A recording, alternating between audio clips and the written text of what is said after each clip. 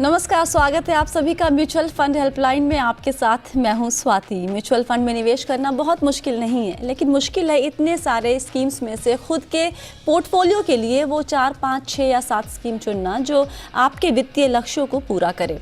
और इस मुश्किल को आसान करने में हम आपकी मदद करते हैं अपने शो म्यूचुअल फंड हेल्पलाइन के ज़रिए। आपके हर सवाल का जवाब हम सरल और सहज शब्दों में देते हैं ताकि आपके मन में आपके इन्वेस्टमेंट से जुड़ी कोई उलझन ना रहे। चलिए शुरू करते हैं आज का शो और देख लेते हैं कि शो में खास क्या है। आज आपको हम बताएंगे कि इक्विटी लिंक सेविंग स्कीम्स में लॉक इन पीरियड कैसे काम करता है। रेगुलर से डायरेक्ट में अगर आपको अपना निवेश ट्रांसफर करना है तो क्या आपको कोई चार्ज भरना होगा, और गिल्ट फंड का शॉर्ट और लॉन्ग टर्म में कैसा प्रदर्शन रहने की उम्मीद है, ये भी आज आपको हम बताएंगे। और आज आपके सवालों के जवाब देने के लिए हमारे साथ हैं फिनोलॉजी वेंचर्स के सीईओ और इन्वेस्टमेंट एडवाइजर प्रांजल कामरा। प्रांजल, स्वागत है आपका जी बिजनेस पे। कैसे हैं आप? Thank you so much Swati for inviting me on the show. मैं बहुत अच्छा हूं और मेरे से बिल्कुल इंतजार नहीं हो रहा है कि आपके व्यूअर्स का मैं प्रॉब्लम का सही बस तो इंतजार खत्म करते हैं। पहला सवाल लेते हैं यहाँ पे। धर्मपाल शर्मा जी हमारे साथ फोन लाइन पे मौजूद हैं। धर्मपाल जी नमस्ते, कहाँ से बात कर रहे हैं आप? मैं दिल्ली से बात कर रहा हूँ। दिल्ली से बात कर रहे हैं। अपना ख्याल रख रहे हैं अच्छे से? बिल्कुल ठीक रख रहे हैं। चलिए बताएं, सवाल क्या है आपका धर्मपाल जी? मैंने ये axis long term equity fund में इन्वेस्ट किया था सिप के जरिए, लेकिन मैं ये पता नहीं था कि टैक्स सेविंग फंड है, क्योंकि मुझे टैक्स के बेनिफिट की जरूरत नहीं थी। मेरे ऑलरेडी पीपीएफ में 1.5 लाख से ऊपर की इन्वेस्टमेंट है। ये 4 साल के बाद जब मैं पैसा निकालने लगा तो बोले कि आप उसको 3 साल वेट करना पड़ेगा। तो मैं जानना चाहता हूँ कि यानी जो है इसका ये कंप्यूटेशन है वो पहली 3 साल जो है कब से कंप्यूट करेंगे? जो पहला सिप पेमेंट किया तब से या आखिरी 36 वाला जो है तब से? पहले तो अगर इसके बाद मैं जारी रखता हूँ तो जब भी मैं निकलना चाहूंगा मुझे 3 साल का वेट करना पड़ेगा, चाहे 10 साल के बाद निकालूं? धर्मपाल जी, इसका तो हम जवाब दे देंगे आपको। पहले ये बताएं कि आपने किसकी सलाह पर ये निवेश किया था इक्विटी लिंक सेविंग स्कीम? ये वो बिजनेस लाइन में आता है डाटा, उसको देख के मैंने किया था कि इसमें रिटर्न अच्छा आ रहा है, 5 स्टार है, उसको देख के। गलत तरीका है फंड्स चुनने का, लेकिन उस पर फिर कभी। पहले इक्विटी लिंक सेविंग स्कीम में लॉक इन पीरियड कैसे काम करता है, प्रांजल बताइए। जी सर, आपको इस बात का ध्यान रखना है कि जो भी आप इन्वेस्टमेंट कर रहे हैं वो 36 महीने बाद निकलेगा। यानी कि पहले महीने जो आपने इन्वेस्टमेंट किया वो 37th मंथ में निकलेगा, जो सेकेंड मंथ आपने इन्वेस्टमेंट किया वो 38th मंथ में निकलेगा। हर इन्वेस्टमेंट अपने इन्वेस्टमेंट डेट से 36 महीनों के बाद ही निकाला जा सकता है। इसीलिए टैक्स सेविंग फंड में से पैसे निकालने का सही तरीका होता है SWP, जिसे हम सिस्टमैटिक विड्रॉल प्लान के नाम से भी जानते हैं, जिससे पहले महीने का पैसा अपने आप 37th मंथ में आपके अकाउंट में आ जाएगा, सेकेंड मंथ का 38th, और हर महीने इस तरीके से 37th मंथ से आपको रिडम्पशन मिलना चालू हो जाएगा। तो SWP को जरूर एक्टिवेट कर लें। धर्मपाल जी समझ में आ गया? जी आ गया। तो आपकी जो हर किस्त है, हर SIP की रकम, वो अगले 36 महीने के लिए लॉक्ड इन हो रही है। ठीक है, तो कभी भी जब भी आप ख़त्म करेंगे अपनी SIP, जिस वक्त भी, तो आप उस वक्त इसलिए पूरा पैसा नहीं निकाल पाएंगे। अगर आपने एक मुश्त निवेश किया होता तो आप 3 साल के बाद निकाल पाते। अगर मैं 36 महीने के बाद निकालूं पूरा, तो मुझे पूरा पैसा यानी कि उसके साथ मिलेगा NAV पे? नहीं समझा, फिर से पूछिए जरा। नहीं, मान लीजिए कि मैंने 3 साल लगाया, मैं 6 साल के बाद, 3 साल बाद डिस्कंटिन्यू कर देता हूँ और 6 साल के बाद पहला पैसा निकालता हूँ एक मुश्त में, तो फिर मुझे बेनिफिट मिलेगा उसका सिप का? हाँ, तो आपने पैसा रख दिया ना, 3 साल के बाद आपने छोड़ दिया अगले और 3 साल के लिए। जी। तो वो फायदा तो मिलेगा, सिप का नहीं मिलेगा। आपका जो निवेश है वो तो आपका लगा ही हुआ है, वो आपने निकाला नहीं है ना, तो उसका तो बेनिफिट मिलेगा। ठीक है, चलिए अगला सवाल लेते हैं। शिव सिंह जी जयपुर से हमारे साथ जुड़ रहे हैं। शिव सिंह जी नमस्ते, कैसे हैं आप? नमस्ते मैडम, हम बहुत अच्छे हैं। बहुत बढ़िया, बताइए आप क्या जानना चाहते हैं? मैडम हमारे 2 सवाल हैं। जी। एक ये है कि एसआईपी का जो मंथली प्रीमियम हम पे कर रहे हैं उसको इंक्रीज करने का प्रोविजन तो होता है, लेकिन एसआईपी अमाउंट मंथली कम करने का प्रोविजन हमको कहीं नहीं दिखता ऐप में। क्या मान लीजिए 5,000 है, उसको हम जो है कम करके 3,000 मंथली करना चाहें, ये प्रोविजन हमको ऐप में कहीं नहीं दिखता। और दूसरा क्वेश्चन ये है कि ग्रैंड फादर या ग्रैंड मदर अपने ग्रैंड चिल्ड्रन के लिए माइनर ग्रैंड चिल्ड्रन के लिए म्यूचुअल फंड में इन्वेस्ट कर सकते हैं या नहीं? आपने जो हमें मेल किया था शिव सिंह जी, उसमें आपने कुछ चार्जेस के बारे में भी पूछा था, वो सवाल भूल गए? चार्जेस का अभी हमने चूंकि गैप हमने काफी इधर उधर पढ़ाई लिखाई की तो पता चल गया। खैर अच्छा, पता चल गया। बताना चाहें तो उसको भी इंक्लूड कर लें उसको भी। जी ज़रूर। तो पहला हम सवाल जो आपका है कि एसआईपी अमाउंट को हम रिड्यूस करने का ऑप्शन हो, इंक्रीज करने का ऑप्शन होता है प्रांजल, कम करना हो तो क्या करना चाहिए? जी, इसमें आपको दो चीजों का ध्यान रखना है कि पहला तो आप इंक्रीज भी कर सकते हैं। अगर आप चाहें कि हर साल आपको कुछ प्रतिशत से इंक्रीज करना है तो कई सारी एएमसीज, कई सारे एप्स आपको स्टेप अप या टॉप अप एसआईपी का ऑप्शन देते हैं, उससे आप ऐड कर सकते हैं, कभी भी अमाउंट को बढ़ा सकते हैं। दूसरा, जो रिड्यूस करने की बात आई, इसमें दो तरह के एप्स हैं। मुझे नहीं पता आप कौन सा ऐप यूज करते हैं, लेकिन कुछ एप्स ऐसे भी हैं जो एएमसी के पास आपका मैंडेट रजिस्टर नहीं कराते, खुद मैंडेट लेते हैं और आपके बैंक से वो ऐप हर बार पैसा काटती है, ना कि एएमसी। तो अगर आप ऐसा कोई ऐप यूज करेंगे, ज्यादातर ऐप्स इस तरीके के हैं, तो उनमें ये ऑप्शन होता है कि आप एसआईपी का अमाउंट कम भी कर सके, क्योंकि वो मैंडेट खुद के नाम पे ले रहे हैं, पैसा खुद काट रहे हैं, तो आपको वो ऑप्शन देते हैं कि आप जब चाहें अमाउंट को कम या ज्यादा कर सके। लेकिन अगर आप कोई ऐसा ऐप यूज कर रहे हैं जिसमें ये ऑप्शन नहीं है, या फिर ऑफलाइन ट्रेडिशनल तरीके से कर रहे हैं, तो उसमें एसआईपी कम करने का ऑप्शन नहीं होता। उस केस में आप सिंपल उस एसआईपी को बंद कर दीजिए, क्योंकि एसआईपी बंद करने का कोई चार्ज होता नहीं है, और एक लोअर अमाउंट की नई एसआईपी शुरू कर दीजिए। तो ये बहुत सिंपल तरीका है, जब चाहे आप पुरानी एसआईपी बंद करके नई शुरू कर दीजिए और आपका अमाउंट कम हो गया। दूसरा सवाल था कि अगर चाहे ग्रैंड पेरेंट्स चाहें अपने ग्रैंड किड्स के लिए निवेश करना, तो उसके लिए क्या क्या रास्ते हैं? बिल्कुल, ये बिल्कुल हो सकता है। कोई भी गार्जियन अपने माइनर्स के लिए इन्वेस्ट कर सकता है। उसमें ये है कि इन्वेस्टमेंट, क्योंकि अगर वो माइनर हैं तो उनका आधार कार्ड या पैन कार्ड नहीं होगा जो पोता या पोती है, तो इस केस में आप इन्वेस्टमेंट अपने नाम पे रखिए और नॉमिनी अपने ग्रैंड डॉटर या ग्रैंड सन को बना दीजिए और सॉल्व। तो बिल्कुल आप इसको कर सकते हैं, इसमें कोई इशू ही नहीं है।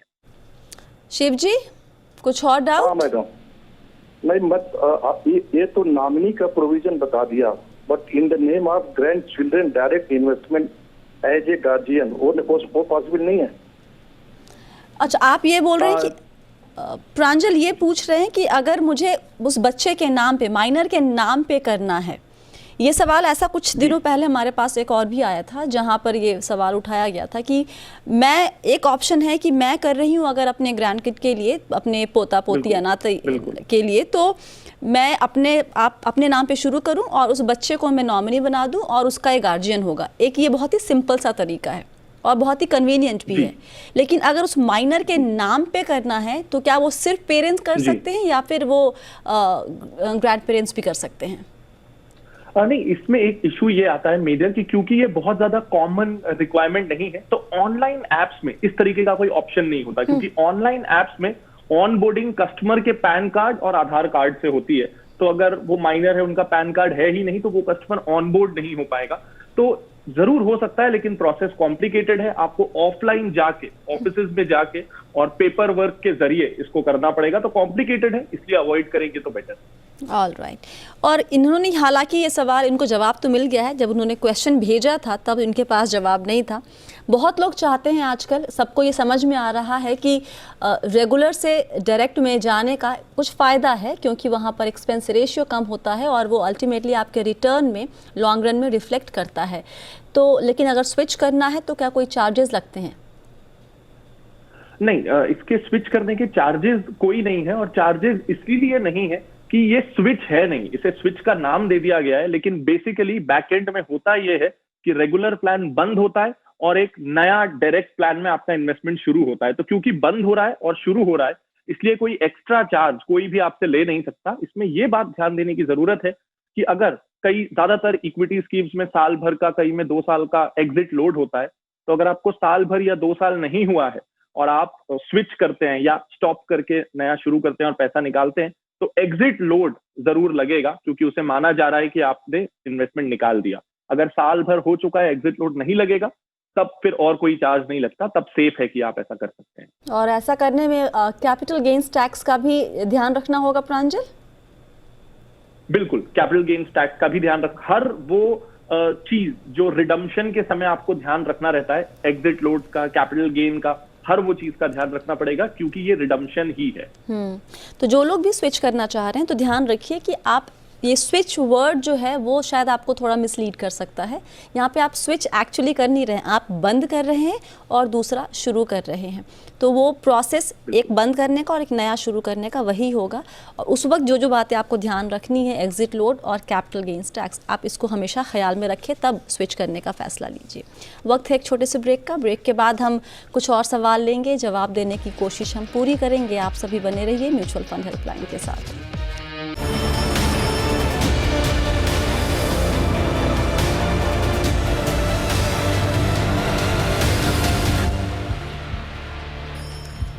एक बार फिर से आप सभी का स्वागत है म्यूचुअल फंड हेल्पलाइन में। आज आपके सवालों के जवाब देने के लिए हमारे साथ है फिनोलॉजी वेंचर्स के सीईओ प्रांजल कामरा। प्रांजल, अगला सवाल लेते हैं यहाँ पर। अंकित गोयल गुड़गांव से हमारे साथ जुड़ रहे हैं फोन लाइन पे। अंकित जी नमस्ते, बताएं क्या सवाल है आपका? So my question is on gilt funds. So I want to understand the prospects of returns on gilt funds in short term, especially when the interest rates are falling, and also for long term, sir. Guilt fund के साथ interesting बात यह है कि इसमें सबको लगता है कि एकदम सेफ है, यहाँ पे कोई रिस्क ही नहीं है। ये कितना बड़ा मिथ है एक, प्रांजल पहले ये बताएं। राइट, तो जो 2 मेजर रिस्क होते हैं किसी डेट फंड में, एक होता है डिफॉल्ट रिस्क, यानी आपका प्रिंसिपल ही आपको मिलेगा नहीं क्योंकि कंपनी डूब गई, और दूसरा होता है इंटरेस्ट रेट रिस्क। तो डिफॉल्ट रिस्क बिल्कुल नहीं है, क्योंकि ये सरकारी ये वो फंड्स हैं जो केवल सरकारी संस्थाओं में पैसा लगाते हैं, तो इसलिए डिफॉल्ट का रिस्क नहीं है। लेकिन इंटरेस्ट रेट्स का रिस्क बहुत ज्यादा है। इनफैक्ट पिछले 1-2 सालों में इन फंड्स ने बहुत अच्छा रिटर्न दिया है, जिस कारण रिटेल निवेशक इसके प्रति काफी आकर्षित हुए हैं। तो हम थोड़ा ये जानते हैं कि ऐसा क्यों हुआ, पिछले 1-2 सालों में रिटर्न्स बहुत ज्यादा क्यों मिले। देखिए, अगर एक फॉलिंग इंटरेस्ट रेट इकोनॉमी है, जो भारत पिछले 2-3 सालों से है कि लगातार इंटरेस्ट रेट कम हो रहे हैं, तो उस केस में जो पुराने गिल्ड फंड्स हैं, गवर्नमेंट ने 2 साल पहले जो पब्लिक से पैसा उठाया, उसमें वो 8% या 9% ऑफर कर रहे हैं, और आज जो सरकार लोन उठा रही है लोगों से, उसमें वो 6%, 5.5% ऑफर कर रही है। ऐसे में जो पुराने 8-9% वाले कूपन रेट वाले इंस्ट्रूमेंट्स हैं, उनकी डिमांड काफी ज्यादा बढ़ गई है। तो क्योंकि उनकी डिमांड बढ़ गई है, तो उसको लोग खरीदने के लिए ज्यादा कीमत देने को तैयार हैं, जिस कारण उन फंड्स पे अच्छा रिटर्न मिला है, क्योंकि मार्केट में उनकी स्कैरसिटी है और लोग उनको खरीदना चाह रहे हैं। लेकिन जिस तरीके से फॉलिंग इंटरेस्ट रेट सिनेरियो में जो पिछले 2 साल में था, उसमें गिल्ड फंड्स को फायदा हुआ, क्योंकि उनके पास हाई कूपन रेट वाले इंस्ट्रूमेंट्स थे, तो रिटर्न अच्छा मिला। लेकिन राइजिंग इंटरेस्ट रेट वाली इकोनॉमी में इसका उल्टा होता है। गिल्ड फंड्स ने पिछले 10 सालों में 1-8 साल ऐसा भी हुआ है जब ना सिर्फ 0 बल्कि कुछ समय के लिए नेगेटिव रिटर्न्स भी दिए हैं। तो बिल्कुल इंटरेस्ट रिस्क काफी रहता है, आपके रिटर्न्स हर बार अच्छे होने वाले हैं ऐसा बिल्कुल नहीं है, और ये टैक्टिकल प्ले है। आपको इस बात का पता होना चाहिए, अंदाजा होना चाहिए कि इंटरेस्ट रेट्स कहाँ जाने वाले हैं, और जैसे ही आपको लगे कि साल भर तक जैसा मैंने सोचा था वो हो गया, तो आपको फिर समय पे एग्जिट लेना भी जरूरी है। तो इसमें एंट्री और एग्जिट दोनों बिल्कुल सही होना तो जरूरी है, तभी अच्छे रिटर्न्स मिलेंगे। इसलिए ये एक रिस्की इंस्ट्रूमेंट है, कोई रिस्क फ्री तो बिल्कुल भी नहीं है। अगर इसमें निवेश करने की सोचे कोई निवेशक, तो कितना वक्त आपको लगता है, कितना लंबा नजरिया लेके चलना चाहिए? इसमें ऐसा कोई नजरिया, देखिए, क्योंकि सबसे पहली बात तो गिल्ड जो फंड्स है उसमें कई इंस्ट्रूमेंट्स ऐसे होते हैं जिनकी मैच्योरिटी 20 साल, 30 साल, 50 साल की भी होती है। तो काफी लंबी अवधि में मैच्योर होने वाले इंस्ट्रूमेंट्स भी इस स्कीम में रहते हैं। तो ऐसा बिल्कुल नहीं है कि आप अगर 10 साल इन्वेस्ट करेंगे तो ये रिस्क फ्री है, 20 साल इन्वेस्ट करेंगे तो रिस्क फ्री है। इन द लॉन्ग रन इसका रिटर्न जितना आपको मिलेगा वो बाकी डेट फंड्स के आसपास ही मिलेगा। तो आप कम रिस्क लेके लॉन्ग टर्म में ज्यादा रिटर्न ले लेंगे इन फंड्स में निवेश करके, ऐसा बिल्कुल भी नहीं है। ये टैक्टिकल, बल्कि ये टैक्टिकल शॉर्ट टर्म प्लेज होते हैं। जब आपको काफी भरोसा है कि इंटरेस्ट रेट नीचे जाने ही वाला है, तब कुछ समय के लिए निवेश करके वो आर्बिट्राज का फायदा उठा के निकल जाना, एक्सपर्ट्स इन फंड्स में यही करते हैं। तो आपको ये लगता है प्रांजल कि ये इस तरह के फंड्स, हालांकि ये यहाँ पे डिफ़ॉल्ट रिस्क नहीं है, फिर भी एक रिटेल निवेशक जिसको ये समझ में नहीं आएगा, ये पूरा इंटरेस्ट रेट साइकिल समझ में नहीं आए, तो उनको दूर रहना ज़्यादा बेहतर है ऐसे फंड से? बिल्कुल, मेरा तो यही मानना है कि इन फंड से एक रिटेल निवेशक को दूर रहना चाहिए, इन कॉम्प्लेक्सिटीज से दूर रहना चाहिए और अपनी फाइनेंशियल प्लानिंग को सिंपल रखना चाहिए। तो इन फंड में एक रिटेल निवेशक को नहीं जाना। जी, गिल्ड फंड का रिटर्न देख लीजिए, और वही रिटर्न देख के एक्चुअली बहुत सारे जो निवेशक है उनको लगता है कि ये एक इंटरेस्टिंग निवेश का विकल्प है। कुछ फंड्स ने पिछले एक साल में 14%, जैसे IDFC GSF इन्वेस्टमेंट फंड है, उनका 14.28% एक साल का रिटर्न, 13% रिटर्न है DSP गवर्नमेंट सिक्योरिटीज़ का, ICICI प्रू गिल्ड फंड 13% के आसपास। तो कुछ फंड है, इनफैक्ट टॉप के जो 5, 6, 8 फंड है, सब ने 10% से ऊपर का रिटर्न दिया हुआ है, और यही आपको लालच करवाता है कि ये तो अच्छा दे रहा है, यहाँ पे घुसना चाहिए, इसमें निवेश करना चाहिए। और उसके बाद आप अभी घुसेंगे, कुछ दिनों बाद रिटर्न फिर से नॉर्मल हो जाएंगे और बोलेंगे ये तो काम नहीं करता है। तो जहाँ पर इतना ज़्यादा आपको खुद भी अगर समझ में नहीं आ रहा है कोई चीज़ समझ में नहीं आती है निवेश से जुड़ी हुई, उसको या तो पहले समझिए फिर जाइए, या फिर आप उसको दूर रखें, आप उससे दूर रहें। अगला सवाल लेते हैं। शशांक का सवाल हमारे पास है। शशांक 18 साल के हैं, पढ़ाई करते हैं अभी, और उन्होंने निवेश शुरू कर दिया है। अगर शशांक ये शो देख रहे हैं तो मैं आपको मतलब क्लैपिंग कर दूं आपके लिए कि आप क्लास 12th में हो के अगर आप निवेश कर रहे हैं तो उससे अच्छी बात और कुछ नहीं हो सकती है। अच्छा खासा पोर्टफोलियो भी बना लिया है प्रांजल। टाटा डिजिटल इंडिया फंड है, SBI small cap, India SDFC Sensex plan, Motilal Oswal Nasdaq 100 FOF, और जो इनका गोल है वो वेल्थ क्रिएशन है। हालांकि नंबर नहीं असाइन किया है अपने गोल को, लेकिन 20 से 30 साल का नज़रिया लेके चल रहे हैं। और पैसे चाहेंगे निवेश करना जब इकॉनमी की कंडीशन थोड़ी बेहतर हो जाएगी।